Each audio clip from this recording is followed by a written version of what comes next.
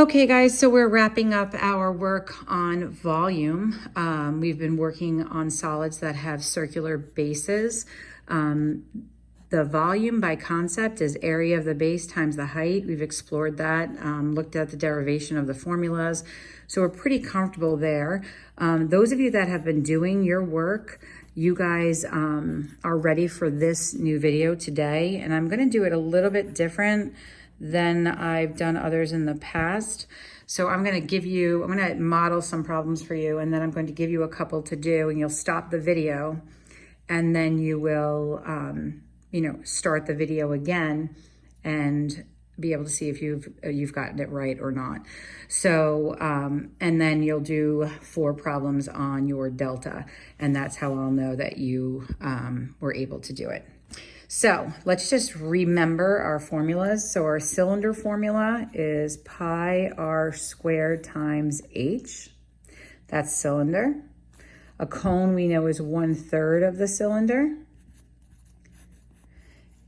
We know that pi r cubed, when we take 4/3 of that, we have a sphere.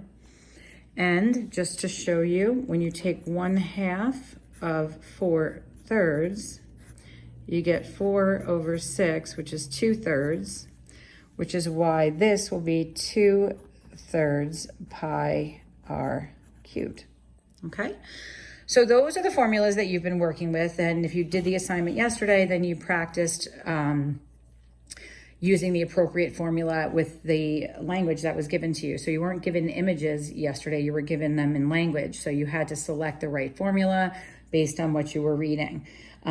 There were a number of students who did not do that assignment. I would tell you right now, pause this video and then go on ahead and do those first and then come back to this. So you'll only really be doing 4 problems with me on this video and 4 problems on delta. So it really is important that you just go back and do those practices first and then come back and rejoin here. All right, so what is the focus of today? We've seen it a little bit. Those of you that went on your IXL a little bit further than others, you were given the volume and you were asked to find the radius or the diameter based on that. So I am going to walk you through a couple of these, and then we are going to see if we can get you practicing. So let's say that they give us some information and they tell us that we have a cylinder, and they tell us that we have a height of 18 and a volume of 8,143.01 cubic centimeters. Okay, so that's going to be our problem. Now, they're giving us the volume this time. So we still use the right formula. So we're going to go and grab that formula, which is going to be pi r squared h. Now, like in anything we've done in the last 2 years, when you're given information, if you know the volume is equivalent to this number, then this number can be placed in V's spot because they're equivalent. So we're going to do that. We're going to take the volume and put 8,143.01 in place of V. And then we have pi, and then we have r squared, and we do know the h. They gave that to us. Okay? So this is where we're at. So what are we going to have to do? Well, the first thing we're going to do is we're going to have to divide by 18 pi. Now remember, I can change the order on this. That's your commutative property right there. So 18 divided by 18 is 1. Pi divided by pi is 1. And on the right side, you're left with r squared. And then we have this 8,143.01. And that's also going to get divided by 18 pi. So let me grab my calculator. Hold on 1 second. Sorry about that. So we're going to take our 1843.01, and we're going to divide it by 18 times pi. Now notice we're not using 3.14 at all.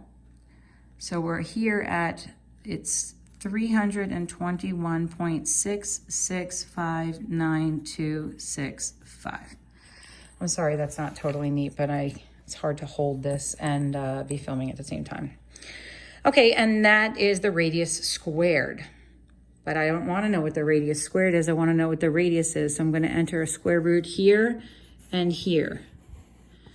Now, you guys should remember after our work with volume, and we did it with prisms and with pyramids, we actually worked this in the beginning of the year, we worked this backwards. So we use square rooting to undo squaring, and we use cubed rooting to undo cubing. So you will actually remember this, I'm sure. And then you're going to take the square root of your 321.6659265. And you get 17.9350474. And remember, we always write the entire calculator display. We try to be as accurate as we can, and then we'll round it where they want us to. So they want us to round this one to the nearest hundredth. So we're going to go right here. And this 5 is going to have me bump this up. So it's going to be 17.94 is the radius.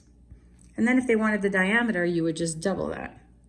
So let's take a quick look at what we just did. They gave us the shape. They gave us the height. They gave us the volume. And they wanted us to go and find this guy. So what I did was I divided by the other coefficients, the other factors, to isolate r squared. And then I have to perform that same division on the other side.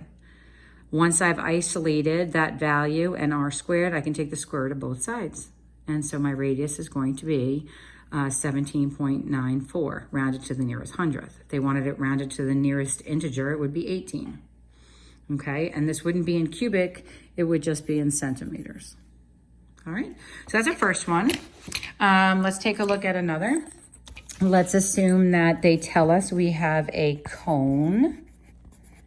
They're going to tell us that the diameter of the cone is unknown. This is what we don't know. We do know that the height is 4, and they're telling us that the volume is 354.54. And they want us to find the diameter from this information. So we know volume of a cone formula is 1/3 pi r squared h. They're telling you the volume is equivalent to this, so you go and place that in place of v. And you have 1/3, pi is its own value, r squared is what we're looking for. They told me the height was 4. So now this one's a little bit interesting because now we're introducing that like fraction in there, and kids sometimes get a little weirded out by that.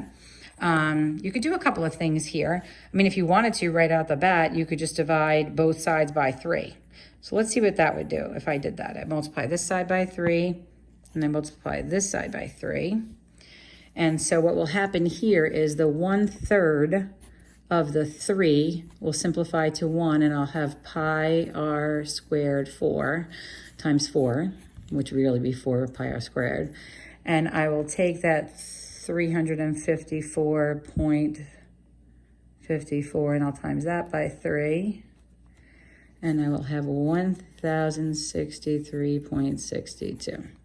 So that's a nice step just to get out of that repeaters, because you know that decimals that have denominators of 3 are going to be repeaters. Any actual decimal that has any other factors other than 2 or 5 are going to be repeaters.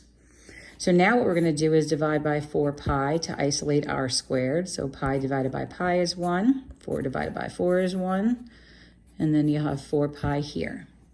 So you will have r squared is equal to, we have 1063.62, and we'll divide it by 4 times pi. And it looks like we have 835.3651946.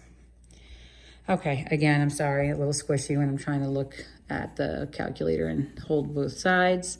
You have r squared now, so we'll undo the squaring. You undo squaring with square rooting, right? So that's your opposite, your inverse operation. So 835.3651946. And I have, in this case, I have 28.9026849 is equal to r. Okay? Now they want the diameter, so I'm going to double this, and I'll round at the end. Okay? So I'm going to double this, and that will give me my diameter. So I'm going to times it by 2. And I'm going to have 57.8053691. And they want that to the nearest tenth. So it looks like all of this is going to drop off. So you'll have 57.8 and whatever the units are. Okay. Now, if you're asking yourself, well, she didn't say what we were going to round it to, that's right. You just round it to whatever they're telling you at that time. Okay. All right. So let's go into a sphere for a minute. Let's